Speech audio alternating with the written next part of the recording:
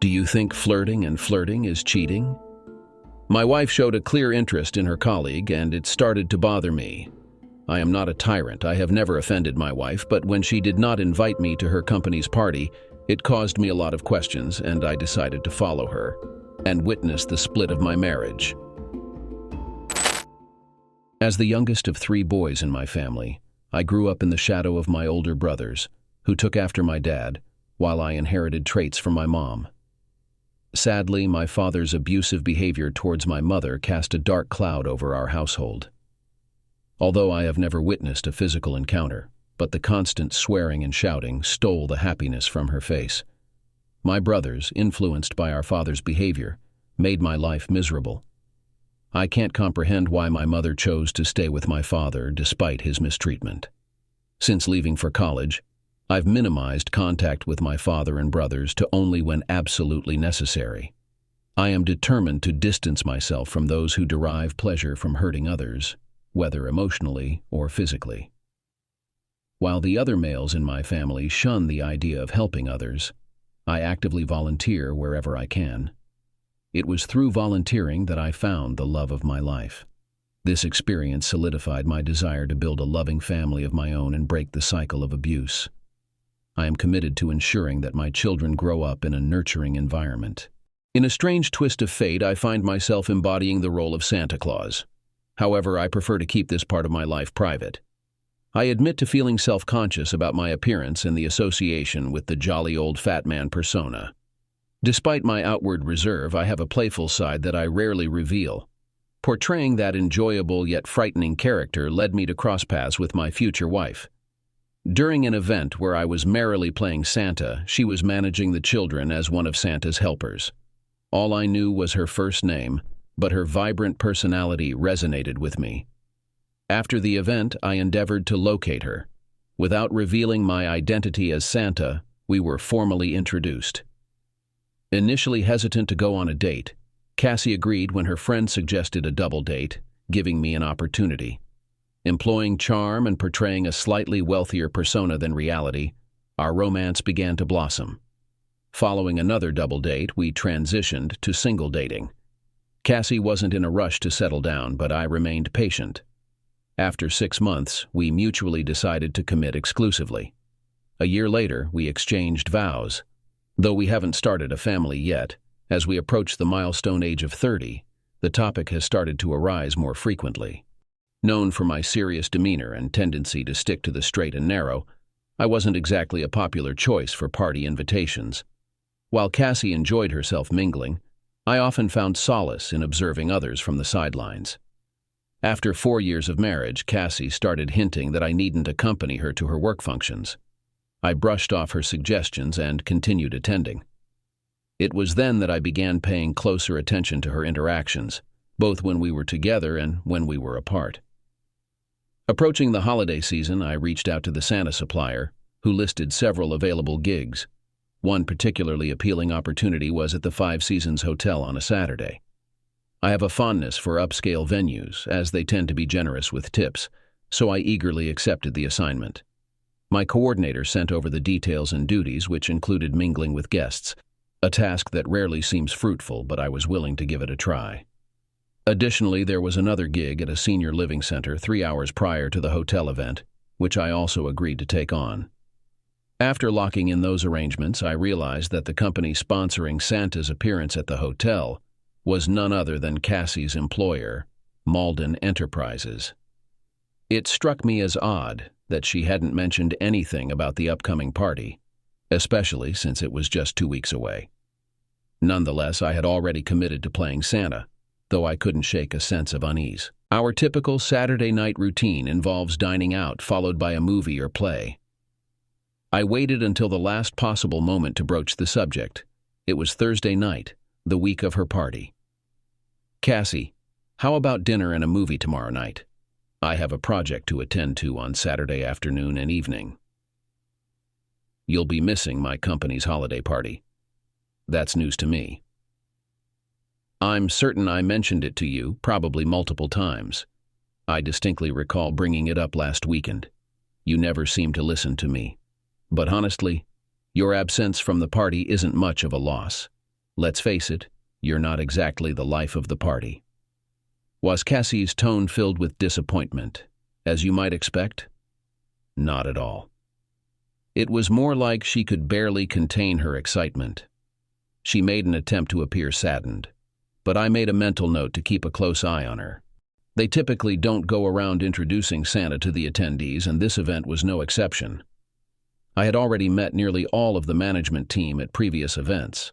Despite my quiet and shy nature, I have a sharp memory for faces and names. Only a handful of attendees took notice of me, sensing a familiarity in the back of their minds. Eyes have a way of leaving subconscious impressions. Fortunately, no one exposed my identity. The owner, John Malden, was warmly greeting all of his employees and their families.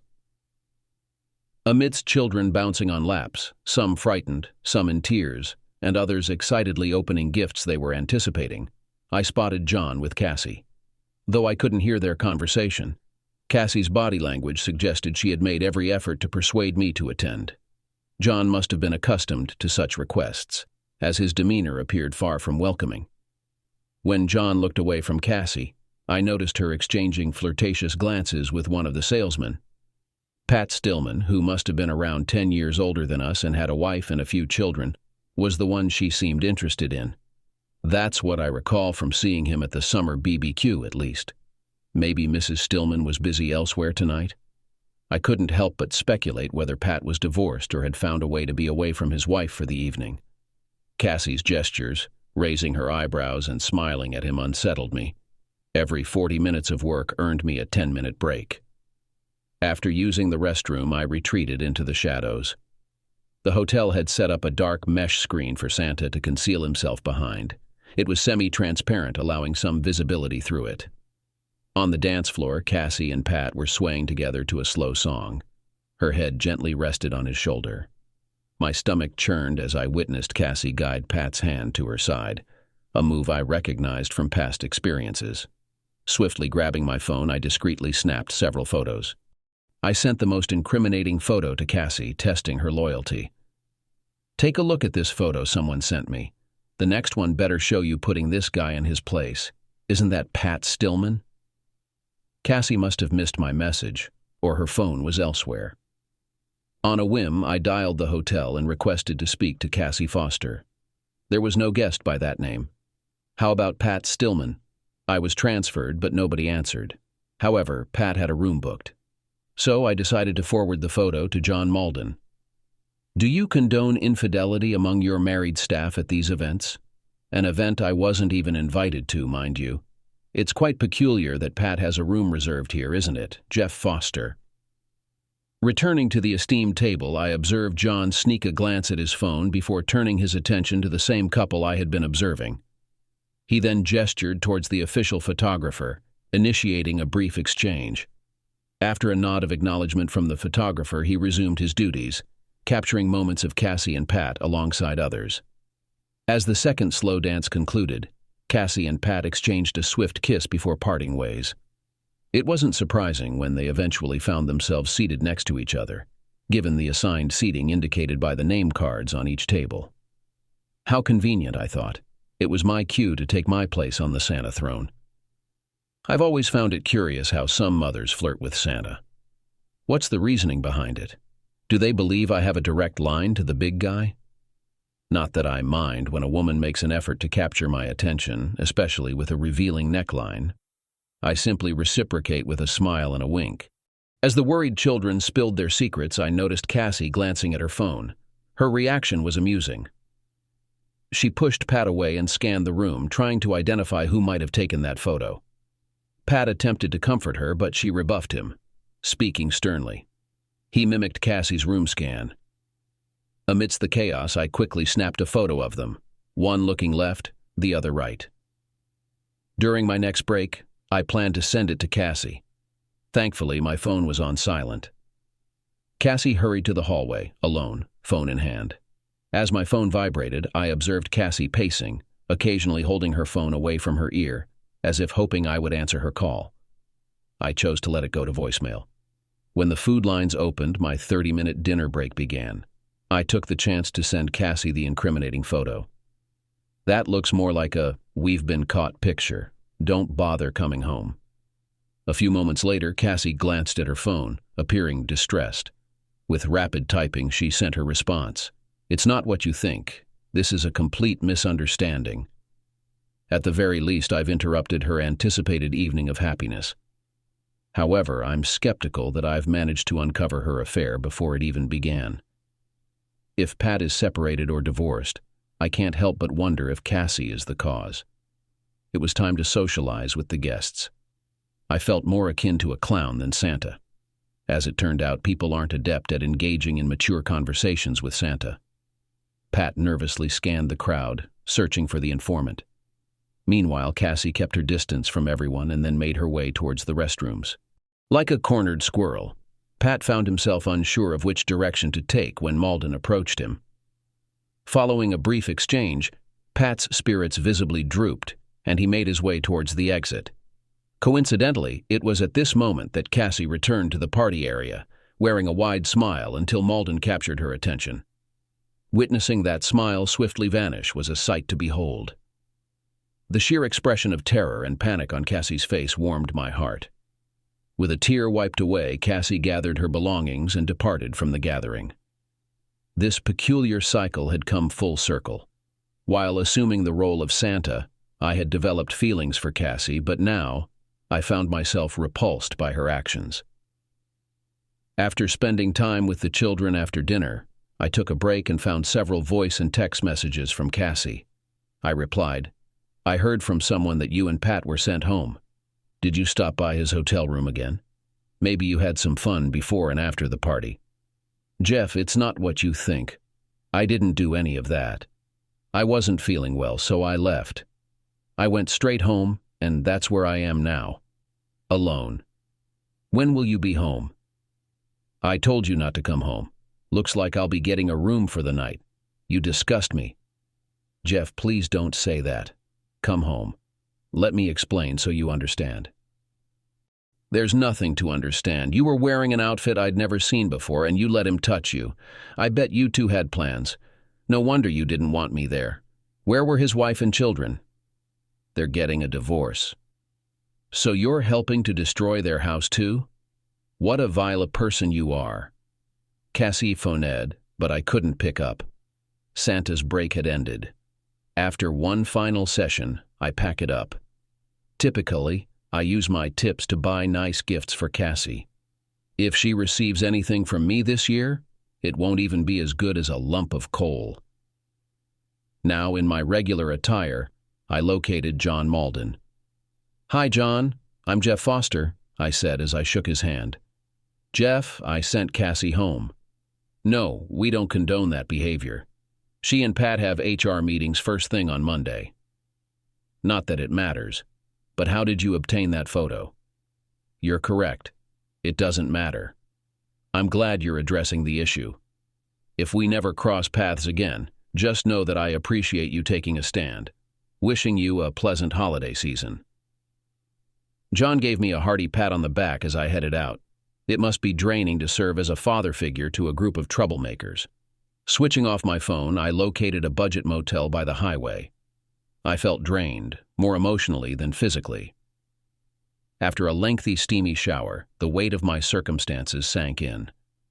I won't admit to shedding tears as I drifted off to sleep, but I won't necessarily deny it either. Even without setting an alarm, I woke up at my usual time. How does your body manage that? Whether I liked it or not, I knew I had to head home sooner or later. If I had a choice, I'd prefer it to be later. When I powered on my phone, I saw the expected barrage of missed calls and texts from Cassie. Instead of returning her call, I reached out to my Santa hotline to inquire if they needed any last-minute Santas. It turned out that the Santa scheduled for the Children's Hospital had been arrested for DUI on Saturday night. Without hesitation, I agreed to step in. This marked my first experience performing at a hospital. I doubt I'll ever decline another opportunity like it. Despite their illnesses, the kids were incredibly authentic. Their hugs radiated with optimism. Whenever a parent was present, regardless of gender, I often received a heartfelt, bone-crushing embrace. Some of the nurses were excessively friendly, which I found comforting. The woman I loved had shattered my heart, and I craved some form of reassurance. Julie, a nurse of similar age, accompanied me during the lunch break. We walked briskly side by side. "We can go to the nurses' lounge as long as you behave. I'll have no trouble distinguishing between the naughty and the nice." "Oh, really? Which category do I belong to?" "Definitely the nice." Julie's smile was disarmingly charming. "Good answer. What would you like to drink? Did you bring any food?" "I'm standing in for a sick Santa, so I didn't come prepared. Water will do." "The hospital covers your meal. Just let me know what you want, and it'll be here in 10 minutes or less." After Julie placed my lunch order, she pulled up a chair nearby. I had removed my white gloves and red cap. "I can tell by your hands that you're likely around 30 years old. You have a ring tan. Still married to Mrs. Claus?" "Probably not for much longer," I replied, feeling closed off. "Sorry, didn't mean to upset you." "Don't apologize, it's my issue, not yours. No rings or tans for you. Hard to believe someone as attractive as you is single. Such a smooth talker, aren't you?" I focused on my studies and didn't want a relationship to interfere with my career. I've only been out of nursing school for 18 months.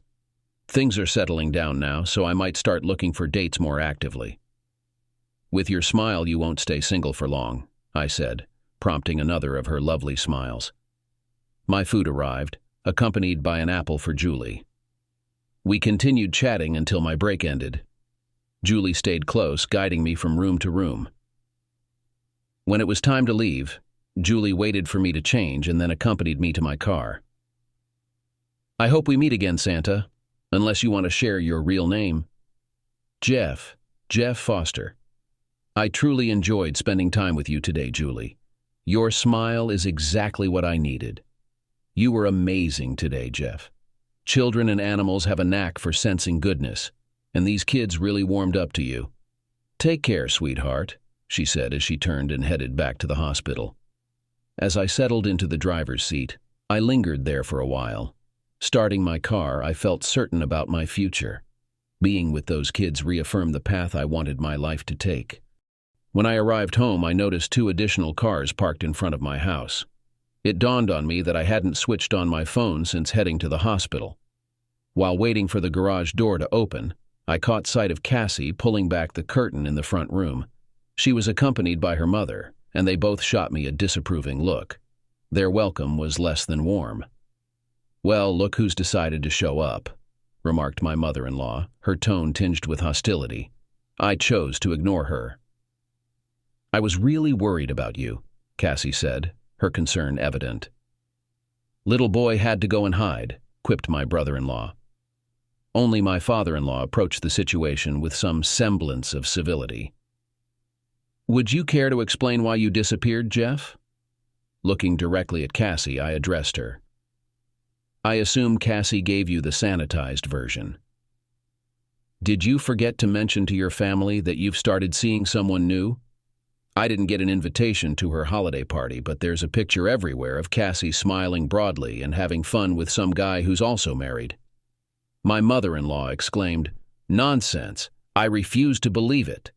Nevertheless, I'm relieved you're all present. It prevents any misinterpretation. I'm filing for divorce from Cassie." Cassie wailed. "Jeff, please, no." Raising my hand, I interjected. "Allow me to explain. I've always dreamt of having children, but I've come to the conclusion that it's too risky to have them with Cassie. Having grown up amidst abuse and disrespect, Cassie's actions last night revealed her true nature. I refuse to become a part-time father." As Cassie attempted to embrace me, I positioned the kitchen table between us and continued. "Just a month ago, on our 5th anniversary to be exact, we were discussing starting a family. Yet now I discover she has a boyfriend. Did you bother to mention to them that the company owner escorted you home from the party due to your inappropriate behavior? Did you, Cassie?" A heavy silence fell over the room. "I doubt it. I'm curious if you'll still have employment by Monday. Pat Stillman, who seems to be going through a divorce, is currently dating her. Then again, maybe he fabricated the divorce story just to manipulate Cassie into sleeping with him. He's not my boyfriend. We've never been intimate. Then what? Did you ask him to touch your body? Cassie hastily exited the room, diverting everyone's attention away from me. I'll be quick. I just need a change of clothes for a few days. Then you can resume your criticism of Jeff. Son, perhaps therapy could help. Sir, in case you missed it, I want a family, but I won't jeopardize their future with someone like Cassie. Therapy won't change that. As I headed towards my bedroom, I could hear heated arguments in hushed tones. The bathroom door was shut. My guess is that's where Cassie hurried off to. 10 minutes later, I was backing out of the garage. On Wednesday, Cassie received divorce papers while at Malden Enterprises. I learned about it from several disgruntled soon-to-be ex-relatives. Apparently, some found this manner of notification inappropriate, though I fail to see why. When Cassie called later that evening, I opted to maintain a civil tone. "Hello," I greeted in my most monotone voice. "Jeff, it's me," she said. "I know. What do you want?" I replied. "You never gave me a chance to explain what you think you saw in that picture," she said. "Go ahead," I said. "It was taken completely out of context. We must have been in the middle of a spin move or something, and that picture leads to a very inaccurate conclusion," she explained. "Really? My mistake then. Just so you know, I didn't share the video that was also sent. Let me play that again to see if your story holds water." The sole image replaying incessantly in my mind was the video. My thoughts weren't coherent that night. Capturing a video is just as effortless as taking a photo. "Jeff, please. It was merely some frivolous enjoyment on the dance floor. That's it. And does fabricating the truth improve matters? It's akin to euthanizing a horse with a broken leg. You don't do that to hasten recovery. You've extinguished our future. I won't embark on the journey of raising children only for you to depart with a paramour, demanding alimony and child support, or relationship is over. Grant me an opportunity and you'll be glad you did. You couldn't remain loyal for 5 years. And now I'm expected to trust you'll manage 20 just because you've had an epiphany? I'm sorry. It's time for me to move on. Call me superficial. Call me a quitter. But the most fitting term is to call me departed. I'll contest the divorce, Jeff. Good for you. Hopefully you'll come to your senses before tying the knot again, were my parting remarks. If Cassie followed through with her threat to contest the divorce, it would only result in unnecessary expenses for everyone involved. While the news of Cassie's demotion didn't offer any assistance, it did bring a smile to my face, knowing that my projected alimony would increase slightly. Driven by curiosity, I phoned Malden Enterprises to inquire about Pat Stillman. Despite my wish to hear he was no longer with the company, I was informed that he was away from the office for a few days. Oh well. With Christmas just a few weeks away, all slots for Santa visits to hospitals were already filled. I volunteered as a backup for any available slots. It seemed like fate was on my side. On a Sunday afternoon before Christmas, I played the role of Santa at a different hospital. My liaison turned out to be a rather surly man. Nonetheless, I thoroughly enjoyed interacting with the children and their families. After the day ended, my resolve to start my own family was stronger than ever. Despite being in the early stages of divorce, I created profiles on multiple dating sites. These platforms were utilized by many for purposes beyond dating, ranging from political discussions to religious conversations and everything in between. Sorting through the influx of messages, I discovered a few individuals interested in engaging in online chats. However, I suddenly hesitated. My conservative instincts caused me to feel apprehensive. Eventually, the dating websites became relegated to a someday folder as I grappled with my uncertainties. Cassie didn't contest the divorce. Nonetheless, it dragged on until spring. I formed some female friendships but was hesitant to venture into the dating scene. The few attempts I made ended in disaster. Recovering from a failed marriage takes time. Oddly enough, I found solace in knowing others like me were also seeking love. Responding to emails and exchanging white lies helped pass the lonely nights. No one at my workplace knew about my divorce until I attended the summer company event alone. Then the gossip started. Why is it always assumed that husbands are the ones who cheat? According to a study I read on cheating demographics, it's nearly equal until age 50. After that, men tend to stray more frequently, often citing ego-boosting reasons. Regardless, I did manage to go on a few dates. In late August, a maintenance worker's ladder fell on me while I was waiting in line at the cafeteria. Why he was on that ladder during peak hours is beyond me. What concerned me was the ugly, bloody gash near my ankle. A colleague drove me to the emergency room at Good Sam. Sitting in my secluded corner behind the curtains, I thought I recognized a voice. As the rustle of the curtains reached my ears, my heart skipped a beat. "Well, look who's here, it's you. Santa took a tumble, huh? Reindeer giving you a hard time, Jeff? Kids found out about your past? Is that why you're here, Julie? Yeah, you got me. They pushed me to leave and take that higher-paying job with better benefits. What's the story behind that cut? Looks like it needs some stitches." The maintenance guy knocked his ladder over, right onto me. "I notice your wedding rings are missing. Divorced?" "Since April. Still no rings, huh? Do you take them off for work? Maybe I should invite you to dinner and you can fill me in." "Maybe you should. When was your last tetanus shot?" "Let me think. How about I have no idea?" "I'll inform the doctor. Where are you taking me?"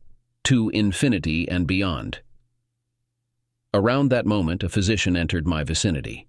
"What's the situation, Mr. Foster?" "I got jabbed by a ladder, just a bit of bleeding. Nurse Julie's been keeping me engaged to alleviate the pain." "Great work, nurse." "No trouble at all. He can't recall his last DPT shot. Shall we administer a particularly discomforting one so he remembers next time?" "I presume you two are acquainted?" "We crossed paths last Christmas. He was playing Santa then." That clarifies why Nurse Julie, typically quiet and reserved, isn't so now. The hospital likely wouldn't approve of us administering a painful DPT shot, so let's adhere to standard procedure. Go ahead, clean the wound, and give him the shot. I'll return shortly with my sewing kit. After the doctor departed, Julie administered the injection with care. While tending to my wound, she prodded me once more. "Where are we headed? And when?" "To a place where I can flaunt you without concern of you straying to my rivals. Perhaps a laundromat?" "How about we skip that?" I winced as pain shot through my cut. "In that case, how about this? Let's meet at Jenny's Pub tomorrow night at 7. They serve excellent pickles." "Are you leaving me to drive myself there?" "Well, I don't have your phone number or address." "Touché. It's a date," I replied, my guard softened by her smile. When the doctor returned, I received a few stitches within 10 minutes. Julie's departing words carried a mischievous grind. "Don't keep me waiting, or your worst competition fears might just come true." I reached Jenny's Pub at 6 p.m. Honestly, I hadn't felt this excited about a date since my breakup. My heart leaped when a guy held the door for Julie. Despite his invitation, she declined and scanned the room. She had dressed to impress, unlike me. I stood and waved at her. Her smile calmed my nervous heart. "Busy place?" I remarked. "Well, I did say I wanted to show you off. Seems like it didn't take long for someone to catch your eye. But I suppose you're used to that. What can I get you to drink?" "White wine. Looks like you've been here a while, judging by the peanut shells." "Yeah, I couldn't afford to be late. Or so I was told." Wow, a guy who listens. The noise level was tolerable, so we had a pleasant conversation over dinner and drinks. When we grew tired of sitting, I suggested, "How about a movie or dancing?" "Not really my thing. I'd rather get to know you better and learn about your past. There's a quiet little coffee shop near my place. I'll text you the address. What's your phone number?" After sharing kisses on the cheek outside the restaurant, I checked the location of the coffee shop on maps. Fortunately, I didn't encounter any issues finding it. Julie got there just before me, indicating she knows the best parking spots. We spent another delightful 2 hours together. Despite being 3 years younger, she desires to have children and a career, although she acknowledges the need to prioritize raising kids in the early years. Julie is as reserved as I am, but once she opens up, she reveals a delightfully quirky sense of humor. I was grateful that Julie didn't probe into the specifics of my past marriage during our initial meeting. Those discussions would come later, about a month into our budding relationship, after a couple of Saturday night dates followed by 2 weeks of Wednesday and Saturday outings. That's when she expressed interest in learning more about my previous marriage. "Jeff, it's evident that you have feelings for me, and I believe you're aware of my feelings for you. But before we deepen our relationship, I need to understand what led to the end of your previous marriage. Julie, I genuinely care about you. However, what I'm about to tell you is my perspective on what happened. Feel free to verify with anyone involved. Here's the story. You're probably one of the few who knows I play Santa Claus. Even my ex-wife wasn't aware, and still isn't. Last December, I accepted a gig at the Five Seasons Hotel, not knowing it was for my ex-wife's company, Maudlin Enterprises. I hadn't been invited. Despite waiting, no invitation came. On the Thursday before the party, I mentioned I had other plans for that Saturday. It was then she informed me about her company party. I opted not to attend. It does raise some red flags. Exactly. So, while portraying Santa, I observed her interacting closely with a salesman who had a room booked at the hotel. During my break, I witnessed them getting too cozy on the dance floor. They were embracing during a slow song, and I saw him touch her inappropriately. I managed to capture a photo discreetly. I wish I had recorded it. When I confronted her with the evidence, things escalated quickly. What a deceitful woman. The day after I met you at the Children's Hospital event, something clicked within me. Being around those children reignited my desire to have kids of my own. Deep down, I realized I couldn't entrust the future of my children to someone like her. So, I made the decision to file for divorce. Just like that? Julie asked, clearly taken aback. Yes, it was a snap decision, he confirmed. No counseling, just a sudden departure? Julie pressed. That's right. Raising children is a commitment spanning over 20 years. She couldn't even last 5, he replied.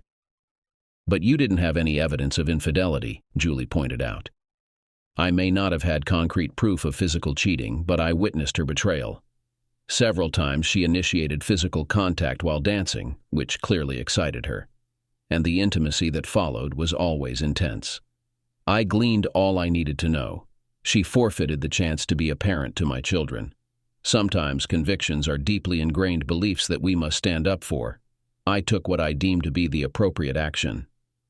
I could discern a blend of emotions on Julie's countenance. Following that, the conversation lost momentum. When we embraced and kissed that evening, I harbored uncertainty about the prospect of another date.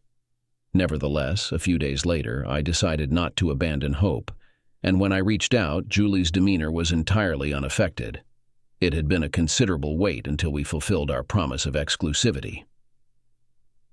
Following dinner and a stroll through the park, Julie guided me back to her apartment. She consistently wore jeans or skirts paired with knee-high boots. Her sweatshirts or button-up blouses revealed no trace of cleavage. When she danced for me, I couldn't help but salivate. Though my performance for Julie wasn't as impressive, I gave it my best shot. Following an extended session of dancing and kissing, we shared an intimacy that had been absent from my life for quite some time. Since that evening, physical closeness in bed has become a fundamental aspect of every date. The holiday season was nearing once again. Any plans for Saturday? I asked Julie. Well, I'm on the 4 p.m. to midnight shift. What do you have in mind? Want to help out as Santa's cute little helper? Maybe. I've volunteered to be Santa at your old workplace. I need to be there by 8 a.m. The kids might not realize how good you look in your helper outfit, but I certainly will. Laughing. You're such a pervert. Let's hope those kids can't read minds, or they'll be really confused. So Julie joined me at the Children's Center. We make a great team. I truly enjoy bringing joy to those kids. As we departed, dressed in civilian attire, Julie whispered to me, You know, if someone were to inquire, I'd be open to entering a 25-year commitment, or even longer. Aren't you concerned that I might hastily dismiss you? No. I spoke with John Malden, and he essentially corroborated your account. I admire the bravery you displayed in standing by your beliefs. And you value loyalty above all? Just as strongly as you do. I made the most of my chance. Facing Julie, I grasped both of her hands and knelt down on one knee. Julie, will you marry me? I asked, miming the opening of a ring box. I would be delighted, sir, she replied, mimicking taking a ring from an imaginary box and placing it on her finger. It seems I guessed the ring size correctly. You did, 5.5 is just right, she said with a mischievous grin. Noted. 5.5. A few days later, I made the same proposal with a real ring. It felt as though we were inhabiting the pages of a holiday competition narrative. Every detail fell into place perfectly. We enjoyed a blissful existence thereafter, blessed with 2 children. Our firstborn was a lovely girl whom we named Julie Jr. She was later joined by another daughter, to whom we gave a traditional name. Not Jeff Jr., of course, just kidding. That's the end of the story. Write your opinion in the comments about this story. It will be interesting for us to read it. Also, do not forget to like and subscribe to our channel so as not to miss new, equally interesting and exciting stories. Good luck!